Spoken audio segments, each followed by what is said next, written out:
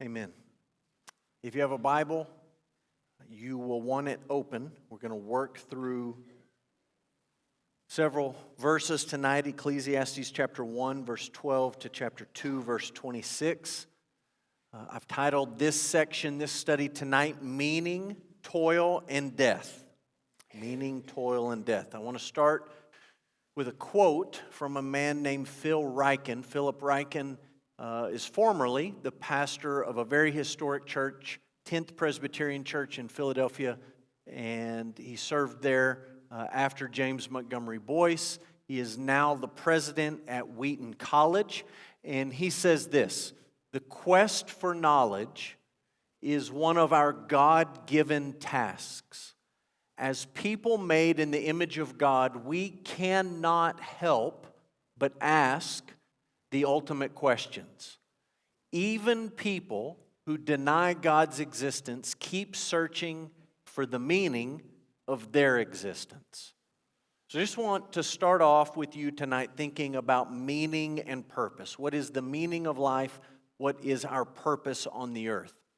I think if you went back not that long ago in American history, you would find not that everyone in the United States was just faithfully an orthodox Christian in their faith and their theology, but I think what you would find is that most of the people in the United States at least shared the broad framework of a Judeo-Christian worldview. And that worldview gave shape to generally what you would say is a common understanding of the meaning of life, of the purpose of life. Again, I'm not saying if you go back in time, everyone used to be a Christian, everyone used to have all their doctrinal ducks in a row. I'm just saying that there was a broad worldview shared by most Americans where we understood sort of generally that there was a God and what it meant to be a human being and what the purpose of life was and what family was and all of these big picture things. That worldview has eroded quickly. It is no longer the dominant worldview in the West, in Western Europe, or in the United States of America. And with the erosion of that worldview, you have also seen the erosion of a general consensus about meaning or purpose. And one of the things you see today is that people cannot help but find some sort of meaning or purpose for their life. If it's not going to be in the broad contours of what we might call a Judeo-Christian worldview, it's going to be something else. And if you've ever watched the news over the last 10, 15 years or so and seen people so fanatical about whatever brand of activism is popular at the moment, ecological activism, race activism, political activism, whatever is the hot button thing, you see people who are absolutely consumed and obsessed with it, and you say, why are these people so committed to that? It's because they don't have anything else in their life giving meaning and purpose and direction, and human beings will find something, anything, to give meaning and purpose and direction to their lives. It's part of being created, as Ryken says, in the image of God, that we are meaning-seeking people. And if we don't find it from God in the Scriptures, we will find it somewhere in the world. So one of the things that I try to do as a pastor is when I have the opportunity, the responsibility to speak at a funeral, I often try to talk about the meaning of life. And so many times in the last 10 to 15 years as I've preached funerals, I found myself wanting to talk about the book of Ecclesiastes. And to be honest with you, one of the main passages that I will talk about when I talk about Ecclesiastes in a funeral setting is the end of Ecclesiastes chapter 1 and Ecclesiastes chapter 2. Verses that talk about the meaning of life, the purpose of life. What is the meaning of life? What is a good life? What does it look like? Where can you find satisfaction and joy and contentment in life? Those are important questions, and they're questions that people are wrestling with when they come face to face with mortality, their own or a loved one's or a friend's. Now, I'll just give you the spoiler alert to Ecclesiastes 1 and 2 as we talk about the meaning of life. It's a tough passage. It's kind of like you open your Bible and out comes a hand with a cup of cold water and it throws it right in your face. And then about the time you wipe your face off, a page comes from the other hand and just slaps you across the face. And you're sort of staggered and you don't know what to do. And I'm just telling you from the outset, this is a tough passage, but there's hope at the end. So don't give up as we're going through this passage. We're starting in Ecclesiastes 1:12. We're going all the way through the end of chapter 2, and it's hard. And there's things in these verses that we would rather not think about, but if you make it to the end, there's hope. Now, before we talk about the big idea and read, I just want to draw your attention to Ecclesiastes 1:3. I just want to remind you, we talked about this last week. Ecclesiastes 1:3 is the central question for the whole book. So if you like to make notes in your Bible, Ecclesiastes 1:3 is a verse you circle and you underline and you highlight and you put a star by it and an exclamation point and you say, this is what the whole book is about. What does man gain by all the toil at which he toils under the sun? How can you come out ahead at the end of your life? How can you find gain with all your toil? Remember, we talked about that word gain last week, and we talked about toil last week. Toil doesn't just mean your 8 to 5, your 9 to 5, the place where you clock in and clock out your work, your career, your profession. Toil means anything and everything you do in life.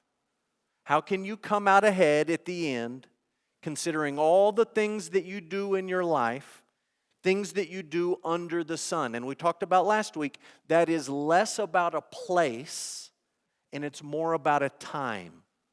The sun is how we mark time. And so we're doing all of these things under the sun. It rises and it sets. It rises and it sets. Time is going by. We have all of this toil. How can we find gain? And the conclusion, at least the initial conclusion to the book, is actually in verse 2. The conclusion comes before the question, which seems backward to us, but you didn't write the book, so you don't get a vote in that. The conclusion comes first. Vanity, vanity, says the preacher. Vanity of vanities, all is vanity. And we talked about that word vanity. It's the Hebrew word hebel, and it literally means breath, smoke, vapor, mist. And I told you that I think vanity is a bit too pessimistic on the translation, that it adds in some interpretation to the translation of that word. And I told you I think the better idea in that word hebel is something that is here and then it's gone. It's fleeting. You cannot hold on to it. It's here and then it's gone. So that's the governing question and the governing conclusion of the book. Here's the big idea of our passage, thinking about gain. Life on earth is not gain. It's not gain, but it is a gift. Your life on earth, all your toil under the sun, it's not gain,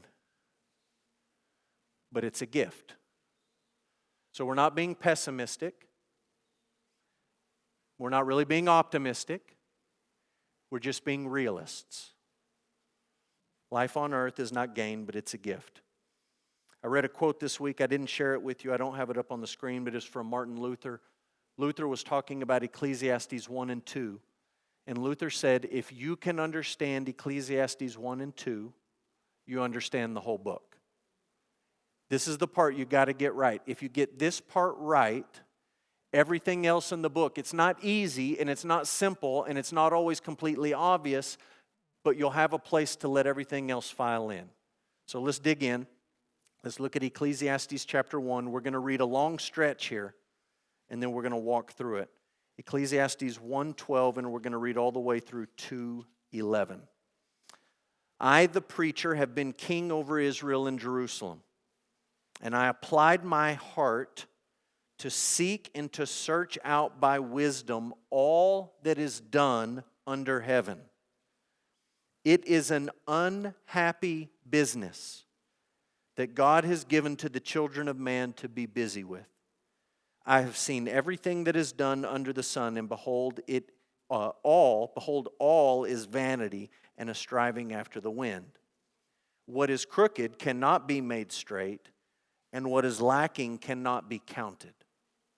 I said in my heart, I have acquired great wisdom, surpassing all who were over Jerusalem before me, and my heart has had great experience of wisdom and knowledge, and I applied my heart to know wisdom and to know madness and folly. I perceived that this is also but a striving after the wind. For in much wisdom is much vexation, and he who increases knowledge increases sorrow. I said in my heart, come now, I will test you with pleasure. Enjoy yourself. But behold, this also was vanity. I said of laughter, it's mad. And of pleasure, what use is it? I searched with my heart how to cheer my body with wine, my heart still guiding me with wisdom, and how to lay hold on folly, till I might see what was good for the children of man to do under heaven during the few days of their life. I made great works. I built houses, planted vineyards for myself. I made myself gardens and parks and planted in them all kinds of fruit trees. I made myself pools from which to water the forest of growing trees. I bought male and female slaves and had slaves who were born in my house. I had great possessions of herds and flocks, more than any who had been before me in Jerusalem. I also gathered for myself silver and gold, the treasure of kings and provinces. I got singers, both men and women, and many concubines, the delight of the sons of man. So I became great and surpassed all who were before me in Jerusalem. Also my wisdom remained with me, and whatever my eyes desired, I did not keep from them. I kept my heart from no pleasure, for my heart found pleasure in all my toil, and this was my reward for all my toil. Then I considered all that my hands had done, and the toil I had expended in doing it. And behold, all was vanity and a striving after the wind, and there was nothing to be gained under the sun. As we work through that passage, you're paying attention for some of the key words. You're listening for the word toil. You're listening for the word gain. You're thinking about under the sun or under heaven, and you're thinking about this idea of vanity. Here's where we need to start. The preacher's search for meaning did not begin with the fear of the Lord.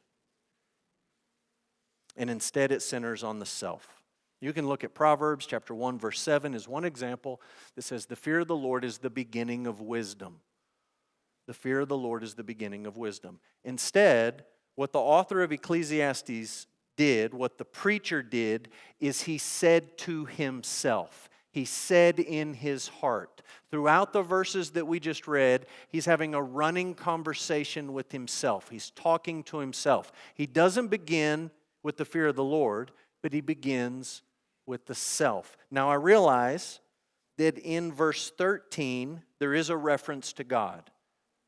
There's a reference to God in verse 13. But as you read these opening verses of our passage, it's really just sort of a passing reference. And the comment that he makes is that God has given the children of man activity and business to be busy with, and it's unhappy. So it's not like he's beginning here with the fear of the Lord. He's beginning with the self, and only later does he circle back and talk about God at the end of this passage. So, in the verses we read, 1:12 through the middle of 2, let's just identify the places that he looks.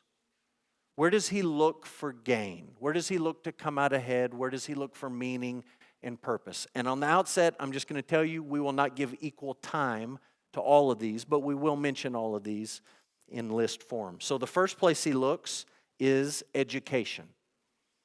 Education. He talks about this in verse 12 to 18. It's a lengthy passage. He sets out to be an educated man. And I'll just help you make some connections. This section here works like a chiasm. The beginning lines up with the end. Then the next part lines up with the second to last, and then the middle is the main conclusion. So if you look at verse 13, he says, life on earth is an unhappy business. You circle to the end of this section, verse 18, and he says, in much wisdom there is much vexation. Sometimes once you know something, you can't unknow it. This is why sometimes we talk about ignorance is bliss. This is why sometimes you think to yourself, I just wish I could go back to the 3rd grade when I didn't know all of the stuff that I know. And we talk about the innocence of children. When a Christian talks about the innocence of a child, they're not saying that that child is without sin or without a sin nature. They're just saying there's a lot they don't know yet. And once you know it, you can't unknow it. I remember my 8th grade science teacher, Mr. Danny Dawson. Every day in middle school, I ate a corn dog. And then one day I went to science class and Mr. Dawson showed us a video about how hot dogs were made. You can't unknow that, can you? You can get over it in 9th grade, but as an 8th grader, I was done with the corn dogs. Once you know it, you know it. Now that's a silly example, but you understand this is a weighty thing when it comes to human suffering and pain and loss and grief in life. Once you know it, it's not like you can just push a button and rewind and unknow it. In much knowledge, there is much vexation. Look at verse 14. Verse 14 goes with verse 16 and 17. Verse 14, he says, life on earth is like chasing the wind. You're just chasing the wind. You're never going to get there. He's thinking about education. This is an unhappy business. The more you know, the more miserable you are. You're just chasing the wind. Verse 17, we're still chasing the wind. There's always something else to learn. If you make any advancement in learning in your life in any subject, you get to the point where you say, I don't know much at all. I used to think I had a pretty good handle on things. Now I just know how much I don't know. I'm not there yet. I haven't figured it all out. I'm just chasing the wind. That's what education's like. It's just chasing the wind. I'm not telling you don't be educated. I'm just telling you that's what it's like. The more you learn, the more you study, the more you read, there's always something else out there to learn, to study, to read. The heart of this passage is in verse 15, and he says, what is crooked cannot be made straight, what is lacking cannot be counted. That's a poetic verse. That's why the ESV sets it off with a different format.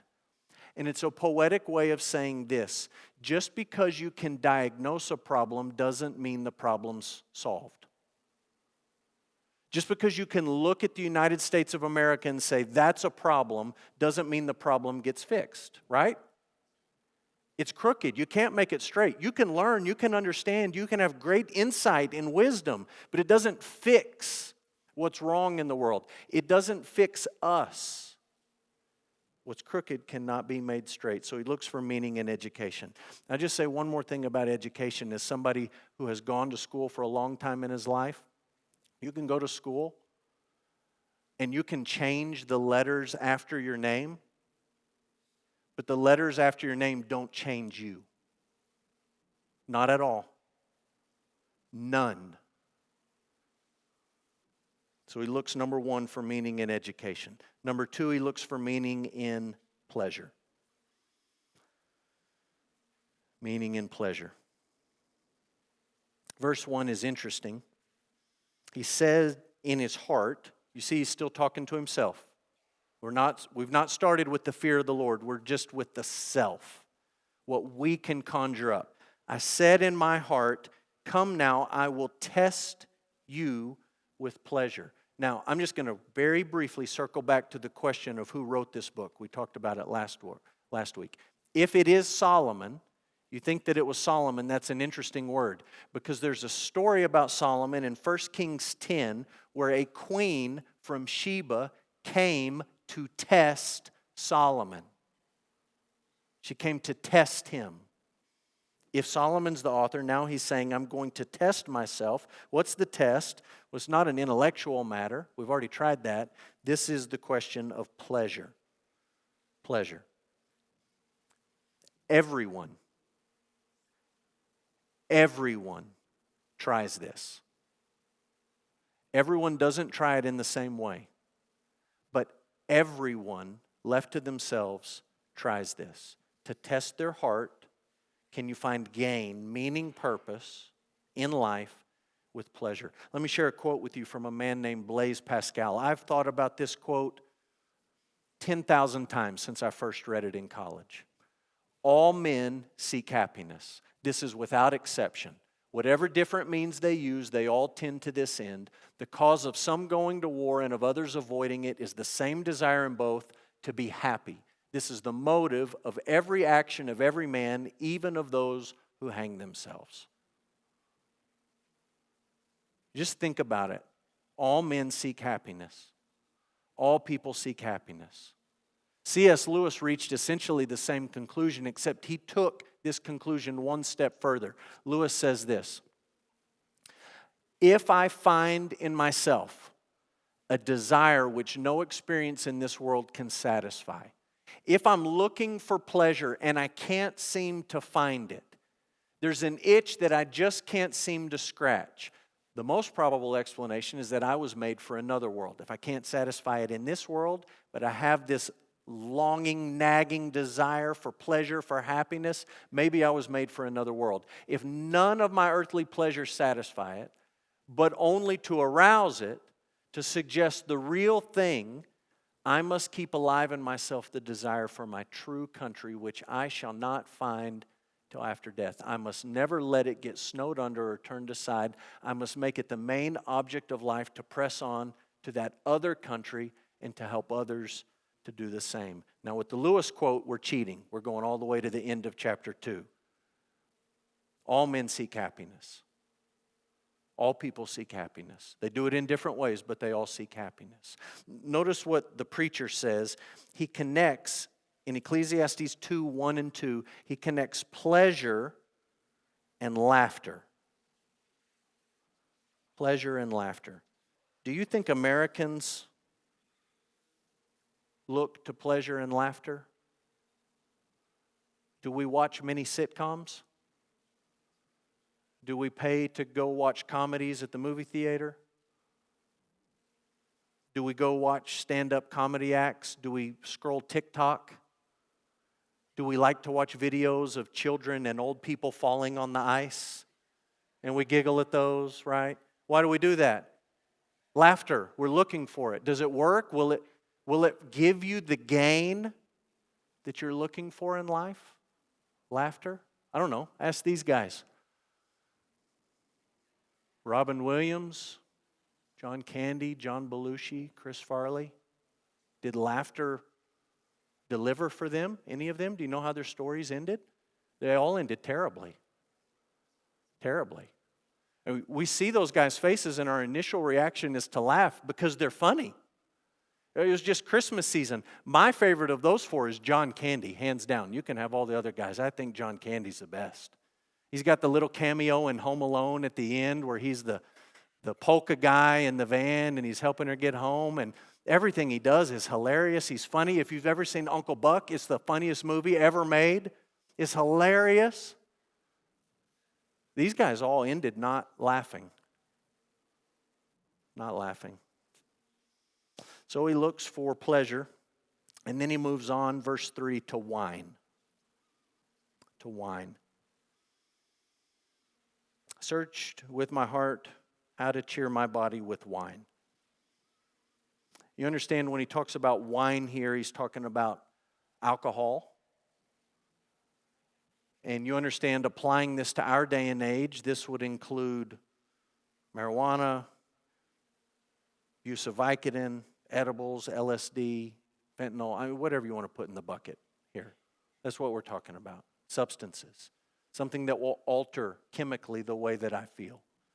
Did that work? It didn't work. He moves on and he talks about great works. Verse 4, 5, and 6. The things that he built, the things that he created. I think when you read the list of things in verse 4, 5, and 6, it's not so much about having the things as accomplishing the accomplishment. I had something to put my name on, something to be proud of, something I built with my own two hands. That's a very American idea, building and creating. He moves on to possessions, verse 6, 7, and 8. Slaves, herds, flocks, money. Lots of possessions. Would that give me gain, meaning, purpose in life? You read this list of things, and maybe again you think of Solomon and you think of Solomon's great wealth, and maybe you say to yourself, I can't really relate to Solomon when it comes to the wealth stuff. I don't know that I've fully tried that like Solomon fully tried it. Maybe if I could win that 1.25 billion Mega Millions jackpot out there, then I could give this a shot. But I don't know if I really can say that I've tried this one. Look, you can play with numbers and make Americans feel guilty about all kinds of things. I'm not trying to make you feel guilty in what I'm about to show you. Let me just give you a little thought experiment based on the real numbers. If you took the world's population and you reduced it to 100 people, okay? You just said, all the people on the earth, keep the demographics and the breakdowns the same. There's 100 people, just for the sake of understanding in our brains. 8 billion's hard to wrap your mind around. 100 you can wrap your mind around. There's 100 people on the earth. The way that wealth is divided today, only 1 out of 100 would spend $90 a day. The rest would spend less than that. And the vast majority would spend vastly less than that.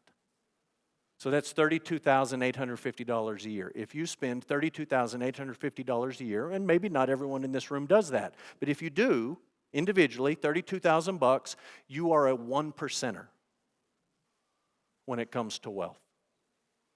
So understand, you can look around the world and you can say, well, Bill Gates has more than me, and Bezos has more than me, and Zuckerberg has more than me, and Musk has more, all these guys have more. I understand that. But you're a 1%er. If you're not a 1%er, you are certainly a 2%er as you look at the way these numbers break down. So he looks for possessions. Lastly, he looks for song and sex, looking for meaning in song and sex. He says, I got singers. Why would he get singers? Hadn't invented Spotify yet. They didn't have streaming music. They didn't have 8-track tapes. They didn't have record players. They didn't have anything. If you wanted to hear music, somebody had to come and give you the music. So he said, I tried that. Arts, the music. People like music today. They love music. Stream songs all day long. We listen to songs everywhere we go in public places. People pay outrageous amounts of money, myself included, to go to concerts. Sex. I know that we're a sex-crazed society. The internet is just gasoline on that fire, but it's not anything new. Ecclesiastes 1, there's nothing new under the sun. People have been looking in these places for meaning and purpose for an awful long time. So he looks for song, he looks for sex, he's looking for meaning. These are just human issues. Here's a quote from David Gibson, Living Life Backward.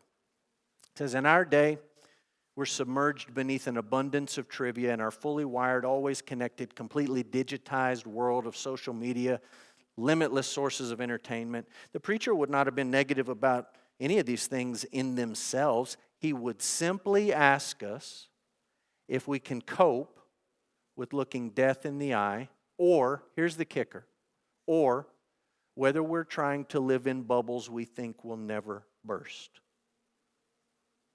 The reality is that if death doesn't inform the way we live, then death is something we're pretending doesn't exist. We talked about this last week. 1 out of 1 dies. And the call of Ecclesiastes is to live life backward. And a lot of you have talked with me in the last week about what that means. What does it actually mean to live life backwards? The beginning step is to acknowledge in your heart, in your mind, someday I'm going to die. That will happen. And then to look back on your life and to evaluate the way that you're living in light of that reality. And I don't mean to be opportunistic. I don't mean to try to scare anybody. I would just remind you that last week we were praying for someone who lost a loved one unexpectedly. And in the room was Jimmy Johnston. And he woke up Thursday morning and he studied his Sunday school lesson, Ephesians 1, 2, 3, and 4, smoke, vapor, mist. If we're trying to live in bubbles we think will never burst, then death is something that we're pretending doesn't exist. So that brings us to Ecclesiastes 2, verse 9 and 11. We read these verses. We'll just read them again. This is where he gets to the conclusion. It says, I became great. I surpassed all who were before me in Jerusalem. My wisdom remained with me, and whatever my eyes desired, I did not keep from them. I kept my heart from no pleasure, for my heart found pleasure in all my toil, and this was my reward for all my toil. Then I considered all my hands had done, the toil that I had expended in doing it. You understand what the toil is? It's everything we just talked about. It's all the stuff that he looked for meaning in. Behold, it was all vanity. It was here, then it was gone. It was all vanity. It was striving after the wind. There was nothing to be gained under the sun. The preacher concluded, all the key words are here, that his toil, all of his toil, is nothing but vanity and chasing the wind. He insists that there is nothing to gain under the sun. The verse that we just read in 2:11 is directly related to the verse I drew your attention to at the beginning, chapter 1, verse 3. All those same words are there. And he's just trying to connect the dots for you and help you understand how this plays out. He looks at his toil, everything that he's done. And he says, the English translation is, it's vanity. And what we hear is, it's a waste. But that's not what he's saying. He's not saying it's all a waste. He's just saying it's all that fleeting. Okay? Let's just go to the song example. I got singers. People love to go to concerts today. They love going to concerts. And people go to concerts. Have you ever just watched people at concerts? They lose their mind. People that sit in music services in church like this and frown, like they look like flaming Pentecostals, arms waving, singing loud, dancing around. Like they go crazy. People love music. And people go to a concert of their favorite band. They do not leave the concert and say, that was vanity. They leave and they say, it's already over. They didn't play all my favorites. Like we were there and now we're gone. When people go on vacation to a beautiful place, they don't come home and say it was all vanity, it was all a waste, it was all meaningless. What do they say? It's gone. We were there, the week was over. We blinked and it passed by. That's what he's saying when he thinks about all his toil. He's not saying it was worthless. He's just saying it doesn't last. And it doesn't give me the meaning and the purpose that I'm looking for, the gain that I'm looking for. Maybe you remember an interview in 2005, 60 Minutes. How many of you like to watch 60 Minutes? I think it was Mike Wallace. He's interviewing Tom Brady, 2005. Tom Brady had just won his third. You remember when Tom Brady had only won 3 Super Bowls? He just won his third Super Bowl. 3 Super Bowls. And he sits down for a 60 Minutes interview. And the interviewer is asking him all sorts of stuff. And how do you feel about being a 3-time Super Bowl champion? And Tom Brady says, I don't know. I'm just kind of wondering, is this it? And the interviewer said, well, what's the answer? Is that it? And you want to hear a sad response? Tom Brady said, I wish I knew. 3 Super Bowls, that's pretty good. But man, I mean, when they're over, they're over. It's gone. Done. Now what? Now where do I look for meaning or purpose or satisfaction? Gain. Where do I try to find these things? He didn't know. He didn't have an answer. It's kind of like a teenager. This is the 60 Minutes demographic here in this room. Upstairs, you got the youth. You got the video game demographic. If you want to put it in terms of video games for your kids or your grandkids, it's kind of like you buy this video game and you go on this quest and you beat the game. So then what do? you get another game. And you pop it in and you beat that game. And then what do? Well, then you get another game. And you just try to keep going. Ecclesiastes 2, verse 12. This is where he begins to explain his conclusion. 2:12. Let's just read it. I turned to consider wisdom and madness and folly. For what can the man do who comes after the king? Only what's already been done. Then I saw that there's more gain in wisdom than in folly, as there is more gain in light than darkness. The wise person has his eyes in his head, but the fool walks in darkness. And yet, I perceived that the same event happens to all of them.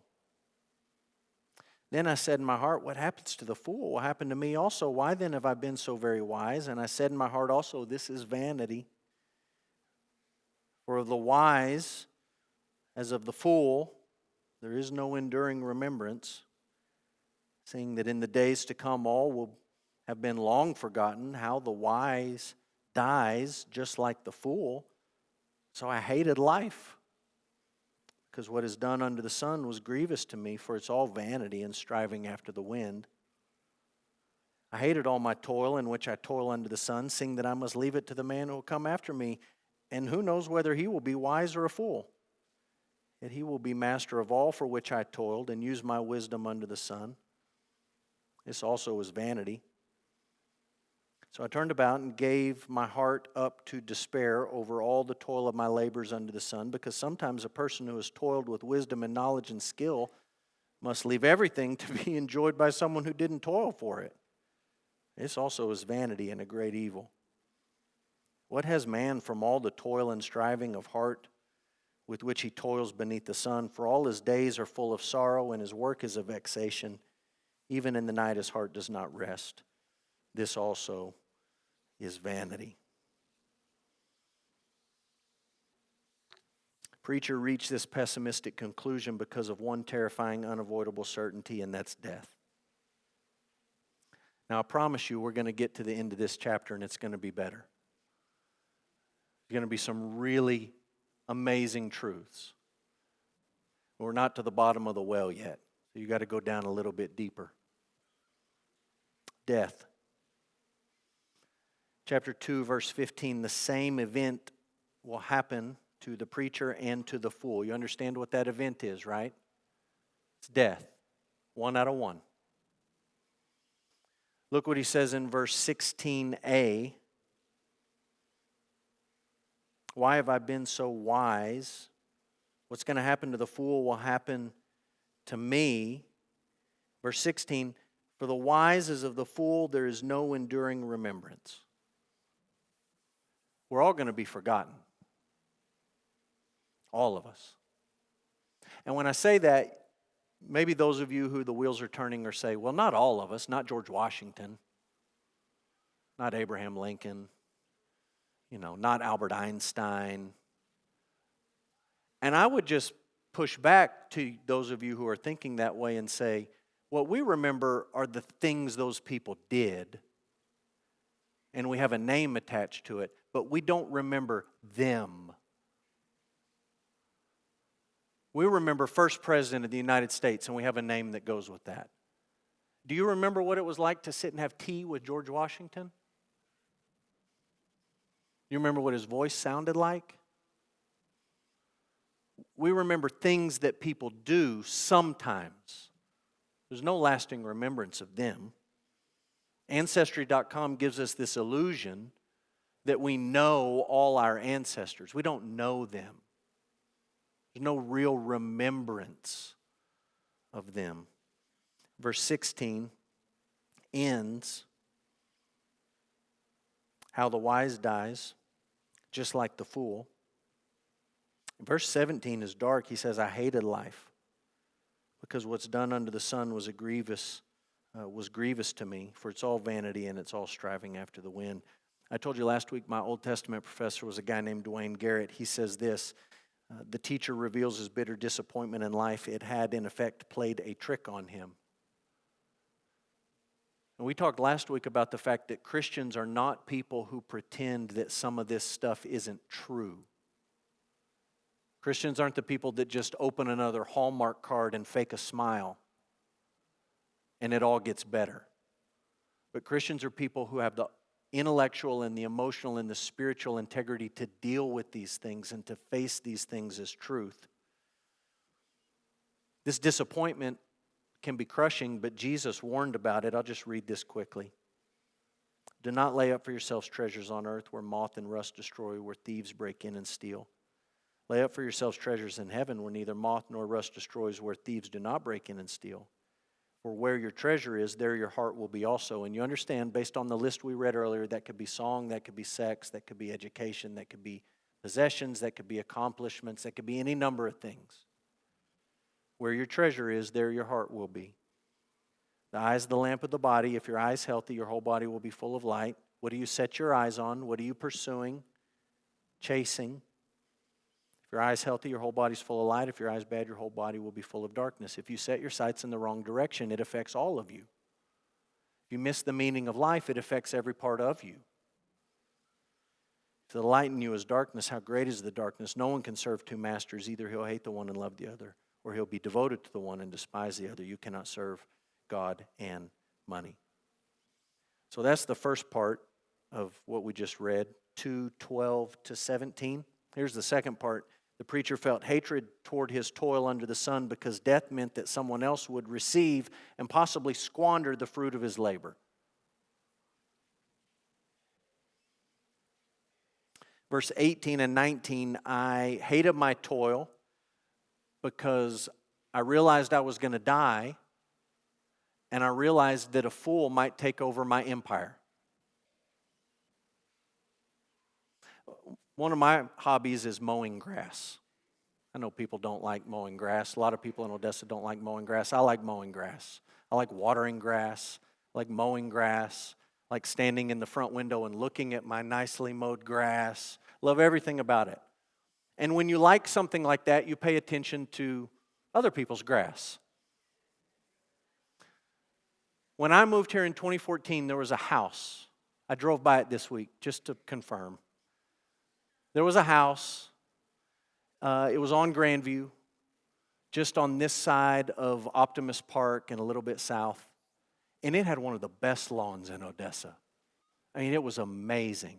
They watered that thing. They mowed that thing. They did the edging. It was beautiful.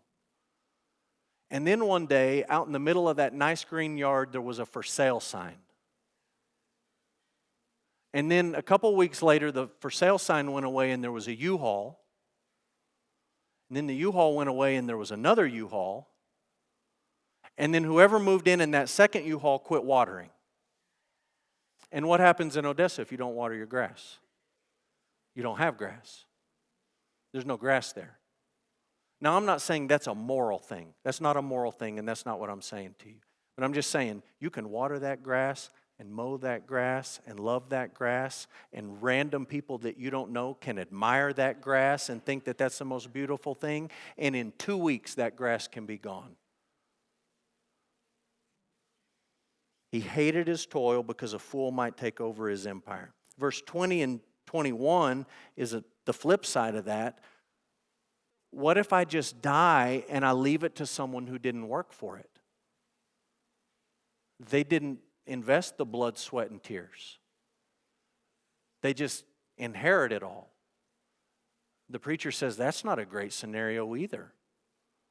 They didn't work for it. They didn't earn it. They don't have any respect for it. You've heard the old saying, you can go to Permian and see which kids bought their own car by how they drive over speed bumps. They didn't buy their own car. They just flew over that speed bump. They're not invested in it. They just got it. That's what he's talking about. Again, I'm not saying it's a moral or an immoral thing to buy your kid a car or not. I'm just saying he's looking at all the things that he's accomplished, and he said, I could just pass this down to somebody else. They didn't have to do anything for it. They just get it? That doesn't seem like a great deal. Verse 23, here's the big conclusion. All his days, our days, man's days, are full of sorrow. His work is a vexation. Even in the night, his heart does not rest. It's a vanity. Now, That's the bottom. And when you get to the end of that verse, you almost expect to look over and find someone like Friedrich Nietzsche. God is dead. There is no meaning. Do whatever you want. Nothing matters. Just make it all up as you go. Do whatever makes you happy. Just, you're going to die. Deal with it. That's sort of the philosophy Nietzsche embraced in a roundabout way. He went crazy at the end of his life. Maybe that was because of the philosophy he embraced. Maybe it was because of other things. I don't know. But that's what you expect. And it's not what you find. And this last little section is one of the sections in Ecclesiastes why I say to you, I don't think vanity or meaningless is the best translation of Hebel. I don't think that's the best translation, because just when it gets really dark, you see passages like this. Ecclesiastes 2, 24, 25, 26. There is nothing better for a person than that he should eat, drink, and find enjoyment in his toil. Wait a minute. Verse 23. Sorrow, vexation, vanity. Verse 24. There's nothing better for a person that he should eat, drink, find enjoyment in his toil. This also I saw is from the hand of God. For apart from him, who can eat or who can have enjoyment? For to the one who pleases him, God has given wisdom, knowledge, and joy. But to the sinner, he has given the business of gathering and collecting only to give to the one who pleases God. This also is vanity, and it's striving after the wind. Now, in this passage, I told you, way back in chapter 1, verse 13, there's this passing reference to God. God has given us this unhappy business. And all the rest of what we read from 1:12 all the way through 2:23 did not begin with the fear of the Lord. It was just the preacher talking to the preacher. I said to myself, I said to my heart, I'm testing myself, I'm doing this myself, I'm looking for myself, I'm reflecting myself. And now, at the very end, there's this breakthrough. And the breakthrough is that all of a sudden he's talking about God. Verse 25. He's talking about him, that's God, in verse 25, and he mentions him at the end of 24. Verse 26, he's talking about the one who pleases God. And again in verse 26, the one who pleases God. It's a completely different mindset in these last few verses, and the difference is that God shows up. All of a sudden in these last few verses, he stepped back and now he's thinking about God. And so what I want to do quickly is walk through a few more truths. And as we walk through these truths, we're not going to chase all these rabbits and look up all these verses. I've given them to you, and you can chase them if you really want wisdom. If you don't have to. You can go watch people falling on TikTok. But you can seek it if you want to seek it. And what I want to remind you in this last little section of the notes is Ecclesiastes is not the first book in the Bible. There's other stuff before it that helps you understand it. And it's not the last book in the Bible. And there's other stuff that comes after it that helps you understand it. So now we're going to look at this last little section of hope and try to surround it with some biblical truth. Okay? Truth 1. God is a working God who created humans, who created work, and who created humans to work. He's a working God. Genesis 1. He created humans. And he created work. And he created the human beings to work. We don't work because we live in a fallen world. We work because God is a working God and he created us to work. And by work, I'm talking about toil. All the things you do under the sun. God gave Adam and Eve manual work. Keep the garden. Use your hands and your back and your legs.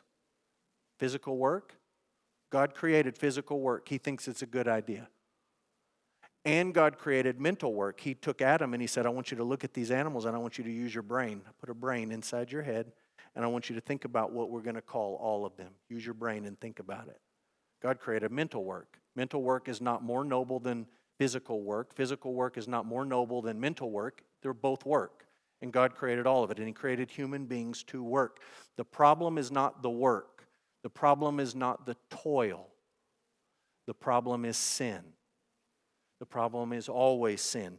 Adam's sin brought death into the world. That's a major topic in Ecclesiastes. Where in the world did it come from? Adam's sin brought death into the world and futility to work.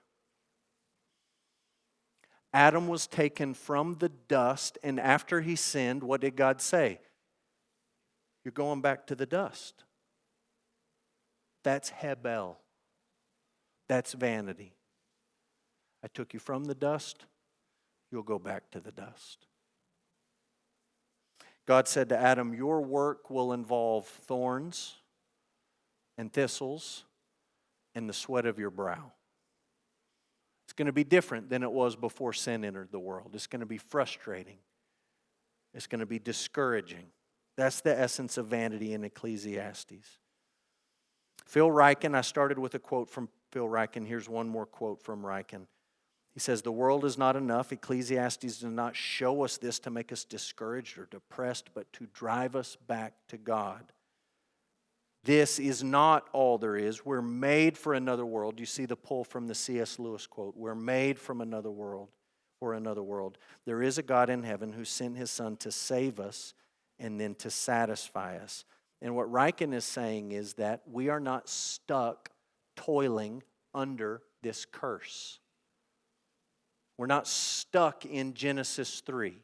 There's a way out of Genesis 3, and there's a way out of the vanity that we've been reading about in Ecclesiastes 1 and 2. Here it is. The second Adam willingly subjected himself to death and, if you will, quote, vanity.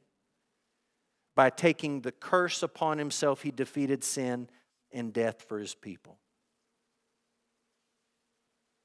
You understand, when you move to the New Testament, that in the history of mankind, there was one man, one person who never sinned. Never. And he was not subject to death. Death was not coming for him by rights. Hebel had no claim on him. Vanity, meaningless, had no claim on him. And yet, what Paul says in 2 Corinthians 5:21 is that God made that man to be sin for us so that we could become the righteousness of God. And what Paul says in Galatians 3:13 is that God cursed that man for us so that we would not be cursed. Jesus took death and vanity in the place of His people. When you understand the gospel of what Jesus did for His people, you go back to Ecclesiastes and you read it differently than if you don't know the truth about who Jesus is and what He has done for us. So, for those who are in Christ, here we go. To die is gain. And to live means fruitful labor or toil. That's straight out of Philippians 1. And that perspective of death being gain, but living meaning fruitful toil, is only for those who are in Christ. And do you see how the gospel takes Ecclesiastes and it flips it on its head? What can man gain from all his toil under the sun? Nothing. Nothing. Why? Why can't we gain anything? Because we're all going to die. And then here's this crazy missionary Jew from Tarsus, Paul, planting churches, saying things like, guess what?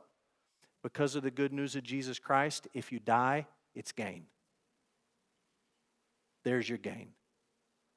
And if you live, if you don't die yet, but you live, it's not just vanity and meaningless toil, fleeting work, but it's fruitful labor. Now I want to acknowledge verse 25. I think verse 25 and verse 26 are the hardest verses in this passage. Apart from Him, who can eat or who can have enjoyment? The one who pleases Him, God gives wisdom, knowledge, and joy. But to the sinner, he's given the business of gathering and collecting, only to give to the one who pleases God. The first time I read that, it sounded like Job's friends. It sounded like if you're a good person, God's going to give you a lot of good stuff, if you please God. But if you're a bad person, if you're a sinner, God's going to take all your stuff and he's going to give it to the good people. That's what it sounded like to me the first time I read it. And I thought, wait a minute, wait a minute. Think about this. That's not how life works. You know that's not how life works. Job knew that wasn't how life works. Asaph in Psalm 73 knows that's not how life works. The wicked prosper. So that can't mean that. And I think you've got to understand, to the sinner, verse 26, he's given the business of gathering and collecting only to give to the one who pleases God. When you read that word sinner, think about when you were a child and someone was trying to explain sin to you and they said to you, the word sin means you missed the mark. The sinner is the person who has set their eyes in the wrong direction when it comes to the meaning of life. They're not going to find joy. They're going to look and look and look, but they're not going to find it. It's going to be taken from them. They've missed the mark. They've looked in the wrong place. But to the one who pleases God, what he gets is not a fat bank account. It's not front row tickets to his favorite concert. It's not all the list of things that we talked about earlier. What he gets is joy. Find enjoyment in your toil. How do you get enjoyment from your toil? Well, it's from the hand of God. That's verse 24. Apart from God, apart from him, who can eat or who can have enjoyment? Well, nobody. Only people who receive that from God.